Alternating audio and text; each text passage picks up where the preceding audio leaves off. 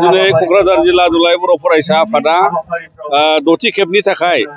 13 बोसोर बैसो गाहायनि हौवासाफोरनि बेयो दिनै फाइनाल मेट्समोन आरो बेवहाय रामफलबिल दख'रा आरो थिपखाय दख'रा एबसुनि गेजेराव जादोंमोन आरो बियो दा जोबनानै थांबाय आरो बेजों रामफलबिल दख'राया चेम्पियन टीम आरो थिपखाया रानार्स आप टीम जाबाय। दा दिनै जोंनि बे बड'फा उपेन्द्रनाथ ब्रह्मनि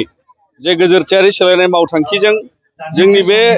फंबायमोन गेलेनायजों आरो जोंनि बर' माहारिखौ गोजोर खालामनो थाखाय बेयो जोंनि मोनसे गोथार थांखि आरो बे थांखिखौ लानानै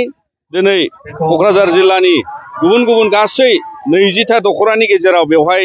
फाइनाल मेट्च जाफैबाय आरो बियो मोनसे बिदिन्थि जे जोंनियाव उन्दै उन्दै लाइमोन बिथांमोनहा आन्डार 13 एज ग्रुपजों खाबजानानै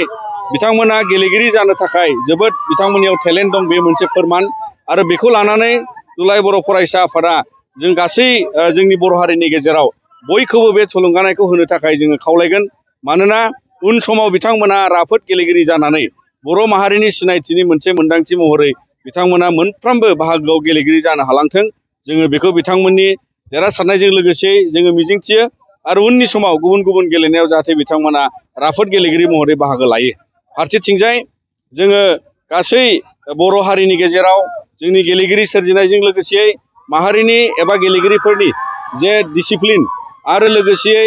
आखल आखु सोदांनायनि लोगोआवनो बावहाय जोंनि गासै देहानि आरो गुबुन गुबुन दिनैहाय जोथोनखौ नायनानै बयबो राफोद देहायै आरो सोलोंथाइजों लोगोसे खाबजानानै जाहाथे बिथांमोना दावगालाङो जों बेखौ मिजिंथियो। बेनि अनगायैबो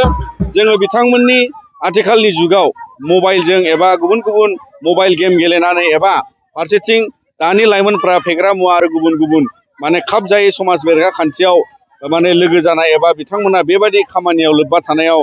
गोबां जोंनि हारिया खहा जायो। दा बिनिखायनो जोङो बे गेलेनायखौ मोनसे गोजोर लाखिलांनायजों लोगोसे समाज फोसाबनाय आरो लाइमोनफोरखौ गोथों लामाजों लांनायनि बेयो मोनसे बिथांखि। दा बिनि थाखायनो बिथांमोननि बेबायदि मोनसे गोथार जाफुंसारनायजों लोगोसेयै जोंनि लाइमोनफोरखौ जों खावलायगोन जाहाथे बिथांमोना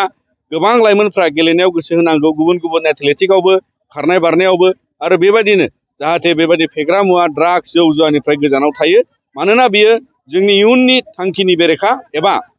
लाइमोनफ्रा गावनि इयुननि गोथों लामाजों थांनायाव बेयो जोंखौ हेंथा खालामो। दा बिनिखायनो जोङो दुलाराय बर' फरायसा आफादा बे बिथांखिखौ गासैखौबो सरजाबनानै बड'फा गोजोरथियारि सोलायनाय मावथांखिजों बर' समाजजों लोगोसे बर' माहारिखौ दाफ्रामनानै बिथाङा बुंलांनाय बायदि हास्थायनाय बायदि बर' माहारिया मोनसे गेदेर नेसनेलिटि एबा माहारियारि हारि आरो बेखायनो ग्रेट नेसनेलिटि हिसाबै थांना थानांगौनि दिनै बियो मोनसे बिदिन्थि महरै दुलाराय बर' फरायसा आफादा मावलांगोन।